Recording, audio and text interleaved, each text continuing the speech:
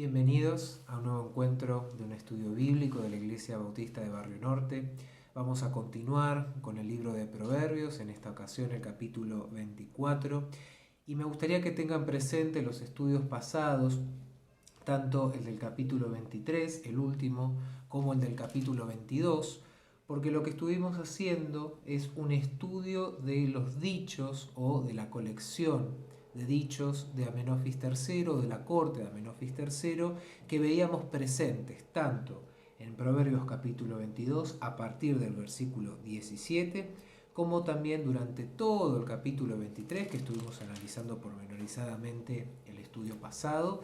Y hoy vamos a continuar y terminar esa colección de dichos, dado que Proverbios 24 tiene una última parte de los mismos, que arranca en el versículo 1 naturalmente, y termina en el versículo 22, como bien habíamos augurado el encuentro pasado. A partir del versículo 23 y hasta el 34 tenemos la colección de otros dichos, que vamos a ver que se trata de un agregado posterior de autores anónimos que quisieron terminar esa colección con algunas recomendaciones y advertencias más que son sumamente provechosas, pero pertenecen a otras tradiciones más bien desconocidas, ¿no es cierto?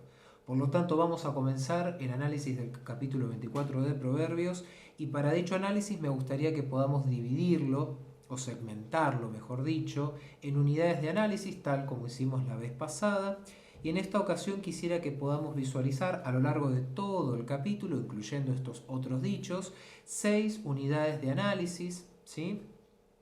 Dado que los versículos 30 y 34 vamos a ver que pueden leerse en conjunto con otras unidades ya preestablecidas. Vamos a ver 6 unidades. La primera, la lógica del éxito. La segunda, la posibilidad y el deber de la planificación. La tercera sección o el tercer segmento, deber moral y condena de la indiferencia. ¿Sí? Esto yo lo voy reiterando a lo largo de la lectura, pero me gustaría que ya lo tengamos presente para ordenarnos. La cuarta, alimentarse de la palabra de Dios en todo momento. La quinta, la condena de la inestabilidad y el peligro de la inestabilidad. Y la sexta, por último, los privilegios y la bienaventuranza de la justicia. Por lo tanto, tengamos presente estas 6 secciones que vamos a ir analizando con los versículos que le integran. Entonces vamos a comenzar allí con la lectura del primer segmento de la primera sección, que va del versículo 1 al 9, ¿sí? Que habíamos mencionado, que se llama la lógica del éxito. Dice así: no tengas envidia de los hombres malos, ni desees estar con ellos, porque su corazón piensa en robar e iniquidad hablan sus labios. Con sabiduría se edificará la casa y con prudencia se afirmará, y con ciencia se llenarán las cámaras de todo bien preciado y agradable. El hombre sabio es fuerte, y de pujante vigor el hombre docto, porque con ingenio harás la guerra, y en la multitud de consejeros está la victoria. Alta está para el insensato la sabiduría, y en la puerta no abrirá él su boca. Al que piensa hacer el mal le llamarán hombres de malos pensamientos. El pensamiento del necio es pecado y abominación a los hombres el escarnecedor. Fíjense, los primeros 9 versículos del capítulo. Ahora continuamos con esta misma lógica temática en el versículo 19, ¿sí? Dice así: no te entremetas con los malignos, ni tengas envidia de los impíos, porque para el malo no habrá buen fin, y la lámpara de los impíos será apagada, dice el versículo 20. Entonces vamos a ir viendo cada uno de estos versículos que nos hablan de esta lógica, ¿no? Una lógica del éxito y del fracaso, y en qué se asienta cada una. Fíjense, la lógica del fracaso parecería ser que tiene que ver con el posicionamiento envidioso, pero no envidioso de cualquier elemento, objeto o persona, sino del bienestar de las personas que han conseguido sus riquezas, su poder, su estatus a través de medios corruptos, injustos, a través de formas que no van con la justicia de Dios ni con lo que la palabra de Dios nos indica. ¿no? Entonces no tengas envidia, es decir, no tengan de tus ojos, ¿no? La palabra envidia significa entre ojos, ¿no? Algo que tenemos acá y como dice el dicho popular, uno no se puede sacar de la cabeza. La realidad es que uno mismo lo convoca a sus pensamientos una y otra vez por tenerlo presente en sus pensamientos. Entonces no tengas entre tus ojos, no tengas presente en tus pensamientos las conductas de estos hombres. Y habla en primer lugar de los hombres malos, ¿no? Y los hombres malos se caracterizan porque siempre piensan en robar, pero no piensan en el robo simplemente como un acto delictivo de ir y sustraer algo que no les pertenece, sino que el robo es toda conducta violenta, toda conducta que atente contra el bienestar y la integridad de un tercero, ¿no? Todo aquello que se apodera de lo que no le pertenece, ¿no? Es una actitud violenta.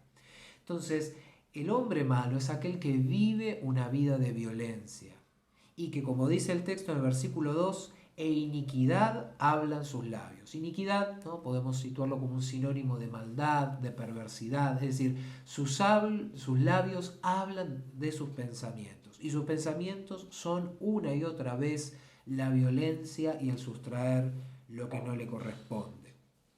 Fíjense, sigue describiendo al hombre malo en el versículo 8. Al que piensa hacer el mal lo llamarán hombre de malos pensamientos. El pensamiento del necio es pecado y abominación a los hombres el escarnecedor. Entonces acá tenemos tres figuras de lo que implica ser un hombre malo, ¿no? Primeramente dice un hombre de malos pensamientos, un hombre que piensa continuamente la maldad para con el otro e incluso para consigo mismo. Uno puede decir, bueno, ¿qué es la maldad para consigo mismo? Insistir en conductas que te llevan a la autodestrucción. Insistir en conductas que te llevan a la muerte. Insistir en conductas que atentan contra tu integridad emocional, espiritual, psicológica, física.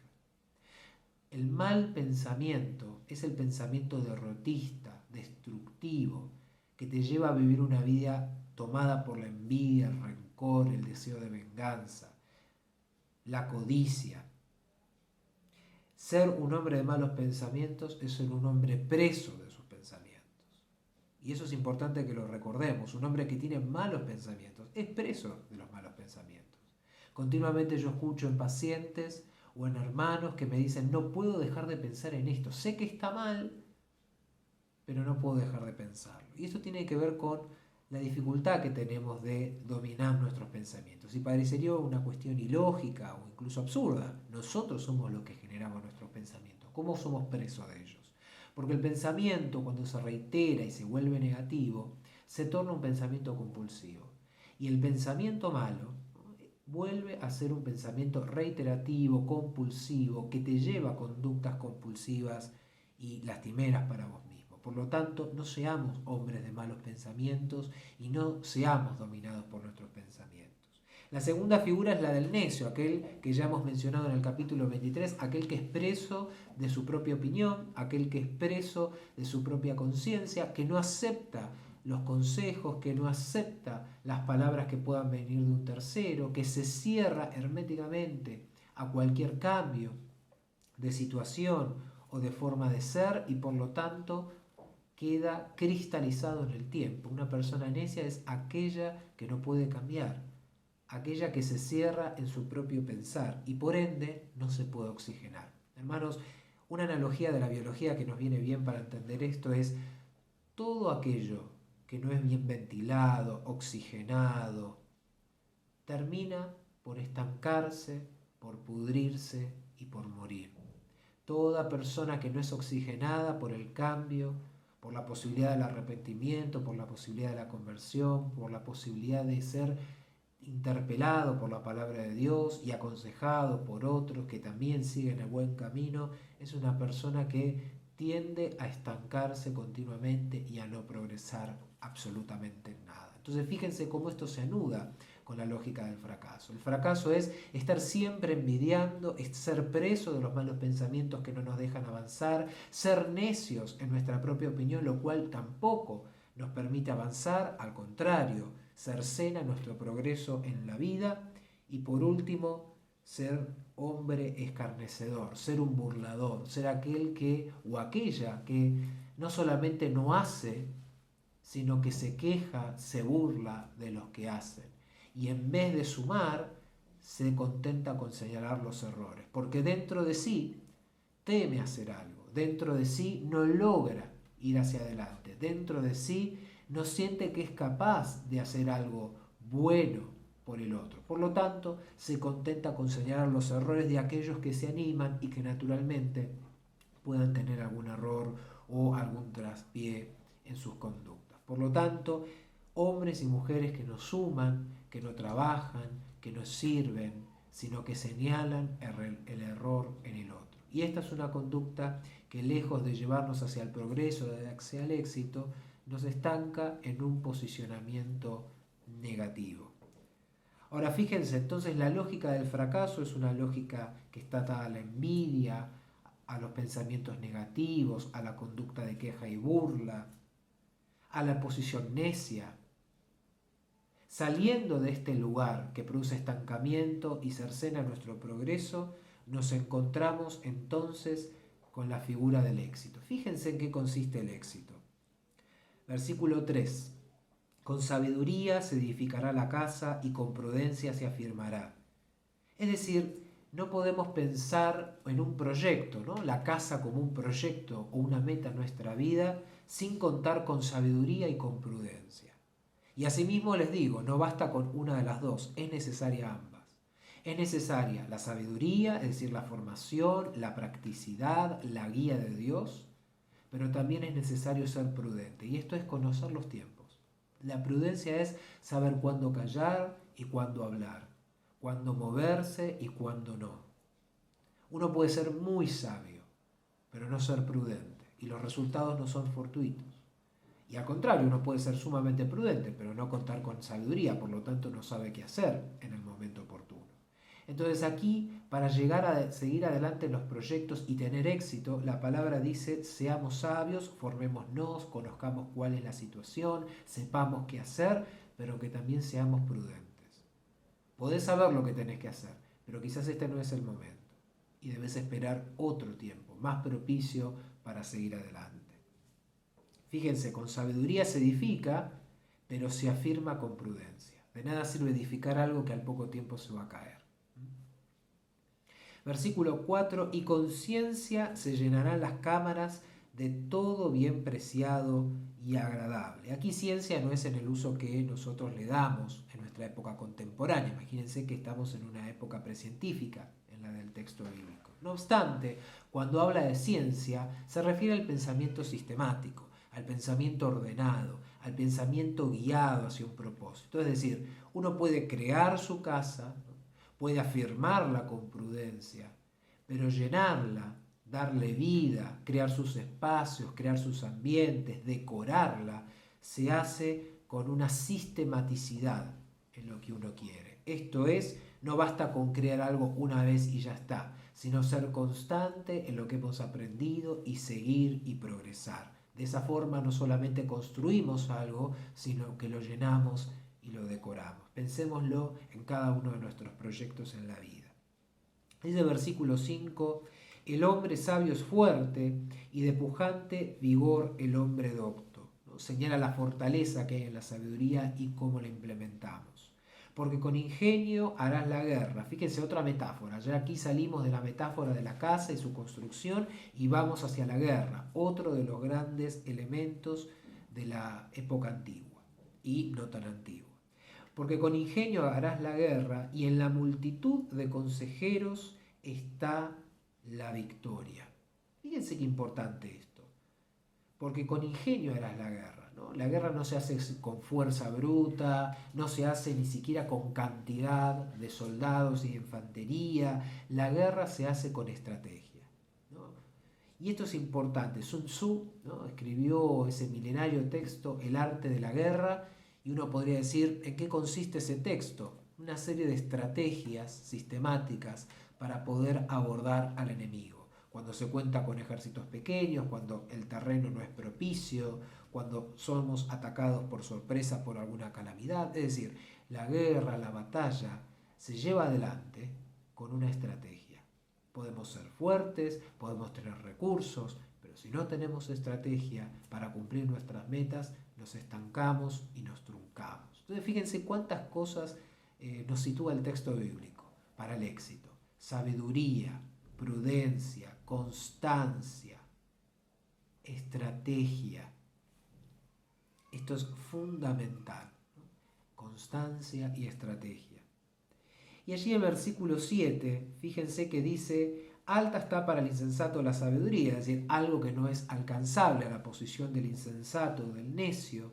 Y allí termina el 7 diciendo, en la puerta no abrirá su boca. Y acá tenemos que entenderlo bien, porque quizás uno puede decir en la puerta, y uno se imagina una persona, ¿no?, queriendo hablar en una puerta física de un hogar, ¿no?, y no le encuentra mucho sentido a la imagen bíblica. Sin embargo, cuando el texto bíblico habla de puerta, no está hablando de la puerta que nosotros conocemos, sino que puerta se llamaba en la antigüedad a la entrada de los pueblos, que era un lugar en donde había muchísimo movimiento comercial. También estaban los ancianos y los sabios del pueblo que se sentaban en la puerta y daban consejos a los que se acercaban, ¿no es cierto? Por lo tanto, no podrá hablar en la puerta significa que no podrá gozar de un estatus social de sabio, no podrá gozar de respeto en su ancianidad, no podrá llegar a un lugar que sí puede llegar el sabio y aquel que dedica su juventud al estudio de la palabra. Esto es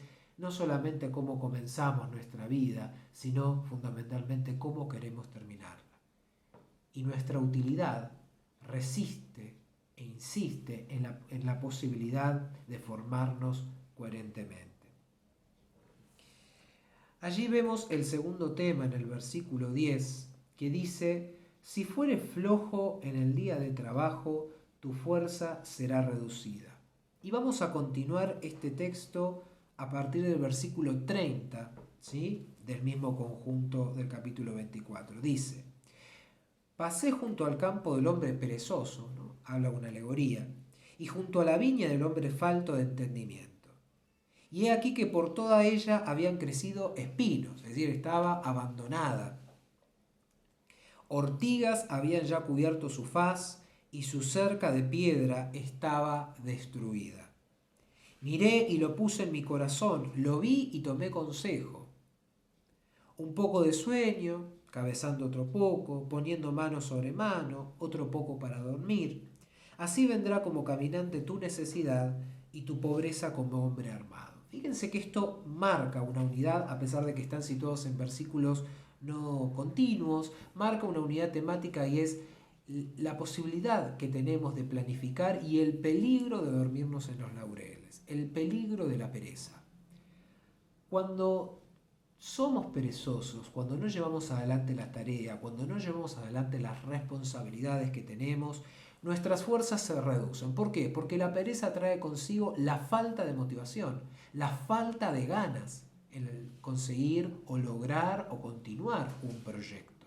Si queremos tener éxito, dijimos, tenemos que ser perseverantes, continuar lo que hemos comenzado. Por lo tanto, si nos agarra pereza, rápidamente tenemos que desprendernos de ella, porque una vez que llega la pereza y se instala, reduce nuestra motivación, reduce nuestro entusiasmo y cuando nos queramos dar cuenta, nuestros campos van a estar llenos de ortigas, de espinos y aquellos que lo vean van a decir, esto es un campo abandonado, esto es un campo que no ha sido trabajado. Y ahora pensemos un poco juntos, ¿cuántos campos en nuestra vida, cuántos proyectos y cuántos sueños están llenos de espinos? ¿Cuántos campos o proyectos o metas en nuestra vida están llenos de ortigas? ¿Cuántos sueños hemos abandonado en el camino? Por pereza, por otras excusas, por dificultad. ¿No será este un tiempo propicio para poder limpiar esos campos y hacer que sean verdes nuevamente? Y comenzar a poner en práctica estos consejos que estamos escuchando en el capítulo 24 de Proverbios. Quiero dejarlos con esta pregunta y con este desafío. El tercer tema lo vemos allí a partir del versículo 11 y dice, libra a los que son llevados a la muerte, salva a los que están en peligro de muerte, porque si dijere ciertamente no lo supimos, ¿acaso no lo entenderá el que pesa los corazones?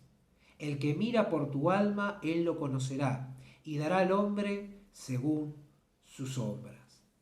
Aquí es muy importante señalar cómo el texto bíblico dice que no podemos ser indiferentes ante el sufrimiento y el malestar del otro, porque el texto condena la indiferencia tanto como condena la maldad. Fíjense, se condena la maldad al hombre de malos pensamientos, al hombre de perversas conductas, pero también se condena al hombre y a la mujer indiferente. Porque si dijere ciertamente no lo supimos, es decir, yo no tengo nada que ver, no me metas en este lío, yo no estoy involucrado. ¿Acaso no lo entenderá el que pesa los corazones? El que mira por tu alma, él lo conocerá y dará al hombre según sus obras. Esto es, hermanos, cada vez que tengamos oportunidad de hacer el bien, hagámoslo, porque si no pecamos por omisión. Recordemos la parábola del buen samaritano. Siempre hay alguien que nos encontramos en nuestro camino que necesita de nosotros, de alguna u otra forma. No podemos ser indiferentes para con el lastimado, para con el abandonado, para con el pobre, para aquel que está destinado a muerte. Y esto es aquel que lleva una vida que está destinada a muerte. Aquel que lleva una vida llena de problemas y dificultades que no sabe cómo arreglarlos, solucionarlos y lidiar con ellos. Si nosotros tenemos una palabra, si nosotros tenemos un consejo, si nosotros tenemos un recurso, pongámoslos al servicio de Dios y de nuestro prójimo, porque el Señor celebra cuando trabajamos todos juntos por el bienestar de los unos y de los otros. No hay lugar en el texto bíblico y en la lógica de Dios para el egoísmo y el narcisismo personal. Por eso hay una condena de la indiferencia y un llamado a ser buenos samaritanos. La cuarta temática la vemos allí en el versículo 13 y 14. Come, hijo, de la miel, porque es buena, y el panal es dulce a tu paladar. Así será tu alma el conocimiento y la sabiduría. Si la hallares tendrás recompensa, y al fin tu esperanza no será cortada. Fíjense qué importante, la metáfora de la sabiduría como algo de buen gusto y que lleva recompensa, que lleva fruto y que hace que la esperanza, el proyecto, el deseo siga en pie y no sea cortado. Y aquí sitúo un consejo más de los que ya hemos mencionado. Cuando en el versículo 6 hablábamos con la metáfora de la guerra, cómo conseguir la victoria, el texto decía, en la multitud de consejeros está la victoria. Y esto es, nunca nos debemos quedar con una sola opinión. No nos quedemos nunca con una sola opinión. Siempre escuchemos a nuestros hermanos. Siempre escuchemos a nuestra iglesia. Siempre escuchemos a Dios por sobre todas las cosas. Pero no nos quedemos con una opinión, porque cuando nos quedamos con una opinión, generalmente es con la nuestra. Y ahí nos volvemos necios. Cuando podemos dialogar y dialectizar lo que pensamos con los demás, ahí es donde nos volvemos sabios. Entonces fíjense qué enseñanza. Sabio no es aquel que sabe, sino que admite que hay algo que no entiende por sí mismo y que necesita ayuda de los otros. Es decir, el sabio no es aquel que se encierra en su opinión, sino aquel que tiene el valor y la humildad para pensar junto a otros la solución. Es decir, la sabiduría nunca es de uno, sino de una comunidad. Y esto es importante que lo recordemos. La sabiduría de Dios nunca es de uno solo. Siempre es de Dios y se manifiesta en la comunidad de creyentes. Por lo tanto, si querés ser sabio, dialogá, relacionate y participá con los otros. Fíjense, a partir del versículo 15 encontramos allí algunas advertencias. Oh impío, no aceches la tienda del justo, no saques su cámara, porque 7 veces cae el justo y vuelve a levantarse, mas los impíos caerán en el mal. Pero cuando cayere tu enemigo, no te regocijes, y cuando tropezare, no se alegre tu corazón. No sea que Jehová lo mire y le desagrade, y aparte de sobre él su enojo. Fíjense, Aquí hay una advertencia al impío, aquel que no tiene su corazón en el Señor, que no se meta en la tienda, en los proyectos, en la casa de los que son justos, ni mucho menos saqueen sus cámaras. A veces la cámara no tiene que ver con el cuarto en sí mismo, sino con el corazón, ¿no? Hay veces que ciertas relaciones o ciertos vínculos con personas u objetos o con situaciones en sí mismas saquean los tesoros de nuestro corazón, nos quitan la alegría, nos quitan la estabilidad, nos quita la prudencia. Entonces el Señor dice, aleja esto de vos y que estas personas no se acerquen y que vos no seas un impío que busque el mal a otros. Porque aunque esto pase, si somos justos, si estamos con el Señor, si nos caemos, nos podemos caer 7 veces y 7 veces levantarnos. Esto es el símbolo numérico de la completud o de la totalidad. 7 veces significa, aunque nos caigamos del todo, nos vamos a volver a levantar. Y siempre hay nuevas oportunidades para aquel que está con Dios. Pero aquel que no tiene a Dios en su corazón y que se basa en sus propios pensamientos, en su propia opinión, es decir, el necio y el impío, cuando cae, se cae y no puede levantarse. ¿Por qué? Porque no hay un otro que lo pueda sostener, no hay un otro que lo levante y tampoco acepta que otro también lo rescate. Pero asimismo una advertencia. Si nuestros enemigos, si aquellas personas que nos han hecho mal, si aquellas personas que nos han hecho angustiar o doler, tienen un percance o un problema, lejos esté de nosotros en alegrarnos o gozarnos de cualquier calamidad. El cristiano no puede ser un burlador. El cristiano no puede ser aquel que se goce en el mal ajeno. Un cristiano jamás puede poner su sonrisa ante la caída del otro. No importa lo que el otro nos haya hecho, porque Dios siempre busca el bienestar, la recuperación, la restauración del otro. Porque todos somos pecadores y Dios siempre busca nuestra restauración. Y quisiera leer en este sentido, para trabajar la intertextualidad, allí en el libro de profeta Ezequiel, en el capítulo 33, unos versículos que nos hablan de esto, ¿no? De las nuevas oportunidades que Dios nos da y que en ningún momento nuestro corazón tiene que estar al servicio de juzgar o condenar a otro. Dice el capítulo 33 de Ezequiel en el versículo 11. Diles, vivo yo, dice Jehová el Señor, que no quiero la muerte del impío, sino que se vuelva el impío de su camino y que viva. Volveos, volveos de vuestros malos caminos. ¿Por qué moriréis, oh casa de Israel? Cuando yo dijera al justo, de cierto vivirás, y él confiado en su justicia hiciera iniquidad, todas sus justicias no serán recordadas, sino que morirá por su iniquidad que hizo. Y cuando yo dijera al impío, de cierto morirás, si él se convirtiere de su pecado e hiciere según el derecho y la justicia, si el impío restituyere la prenda, devolviere lo que hubiera robado y caminare en los estatutos de la vida, no haciendo iniquidad, vivirá ciertamente y no morirá. No se le recordará ninguno de sus pecados que había cometido. Hizo según derecho y la justicia, vivirá ciertamente. Entonces, fíjense qué hermoso este texto. Dios, cuando perdona, perdona. Así tenemos que ser nosotros. Perdonar en todo momento. Y si el otro que ha hecho maldad busca de Dios en un momento de dificultad, ayudarlo, sostenerlo y guiarlo. Vamos a leer entonces ahora a partir del versículo 21 al 22 que dice: Teme a Jehová, hijo mío, y al rey.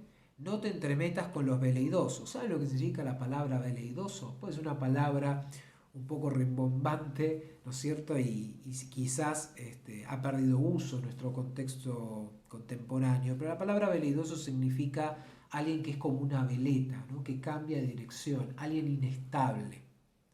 El veleidoso es el inestable, el inconstante. Entonces, no te entremetas, no te juntes, ni por ende vos seas un veleidoso, un inconstante. Porque su quebrantamiento vendrá de repente y el quebrantamiento de ambos, ¿quién lo comprende? Este es el quinto tema que vemos que también se reitera a lo largo del capítulo. No seamos inconstantes, porque cuando somos inconstantes, cuando nos reina a nosotros la inestabilidad, fracasamos rotundamente. Y allí vemos el versículo 23 que marca el fin de estos consejos que hemos mencionado. Y dice, también estos son dichos de los sabios. Viene el agregado del cual ya hemos leído los versículos 30 al 34. Entonces vamos a leer de estos agregados o de estos consejos el último sector, esto es versículo 24-29. Dice así: hacer acepción de personas en el juicio no es bueno. El que quiere al malo justo es. El que dijere al malo, justo eres, los pueblos lo maldecirán y le detestarán las naciones. Mas lo que lo reprendieren tendrán felicidad, y sobre ellos vendrá gran bendición. Besados serán los labios del que responde palabras rectas. Versículo 28. No seas sin causa testigo contra tu prójimo, y no lisonjees con tus labios. No digas como me hizo, así le haré. Daré el pago al hombre según su obra. Y aquí el sexto tema que observamos es el tema de la justicia. El hombre justo es aquel que no miente, es aquel que no esgrime falso testimonio, es aquel que no cambia su posición ni la vende al mejor postor. Antes bien, es un verdadero testigo de lo que ocurre. Si somos testigos, es decir, partícipes de lo que está sucediendo, tenemos que ser sumamente certeros, sumamente correctos y ante ninguna oportunidad mentir o burlarnos de aquel que está en un predicamento. Fíjense, el que dijere al malo justo eres, los pueblos lo maldecirán y le detestarán las naciones. No hay nada más odiado ni posición más temida que la del traidor. Y asimismo, la del mentiroso que es descubierto. Porque uno piensa cuando uno es mentiroso y no es descubierto, que uno es el rey del mundo. Pero cuando uno es descubierto, es la peor escoria. Hermanos, no hagamos uso de la mentira. No hagamos uso del falso testimonio. No hagamos uso de la injusticia. Antes bien, el éxito en la vida de un cristiano adviene cuando prima la verdadera y correcta apreciación de las cosas. Y esta es la que nos da la visión de Dios en su palabra. Y finalmente quisiera leerles, para terminar el estudio de hoy, el versículo 27, que dice: prepara tus labores fuera y disponlas en tus campos, y después edificarás tu casa. Parece críptico, ¿no es cierto? Pero se une a la temática de la planificación y del éxito que hemos mencionado. Prepara tus labores fuera y disponlas en tus campos, y después edificar tu casa quiere decir, cuando tenemos un proyecto, cuando tenemos una meta, todo tiene un momento, como hemos dicho. Si queremos un proyecto que es un hogar, ¿no?, o una casa en el sentido físico, primero tenemos que conseguir un labor, un trabajo. Tenemos que tener un sustento. Y después podemos pensar en la casa. A veces pensamos en la casa o el proyecto que queremos y después decimos, bueno, ¿de dónde saco el dinero? Pero no. La palabra de Dios nos dice es, tengamos estabilidad laboral, tengamos estabilidad en nuestras metas y proyectos, y de esas metas van a ir surgiendo las posibilidades de adquirir, ¿no?, o ensanchar, ¿no es cierto?, cada una de nuestras experiencias en nuestra vida. De esta forma, nunca vamos a gastar, ¿no es cierto?, nuestros recursos más de lo que podemos. Y nuestras metas van a ser acorde a nuestros ingresos. Entonces, fíjense qué importante esto. Si uno quiere edificar su casa, primero prepara tus labores y después disponlas en tus campos. Esto es, esforcémonos por alcanzar una posición deseada y que a su vez va a ser bendecida por Dios, y luego adquirir aquello que en la medida que trabajemos vaya surgiendo como una necesidad. Y este es el punto, distinguir qué es necesidad y qué es capricho. Necesidad son aquellas cosas que urgen cuando estamos trabajando, cuando estamos sirviendo y que las necesitamos. Y que si contamos con los recursos del trabajo podemos adquirirlas para seguir sirviendo y trabajar y tener gozo en ello.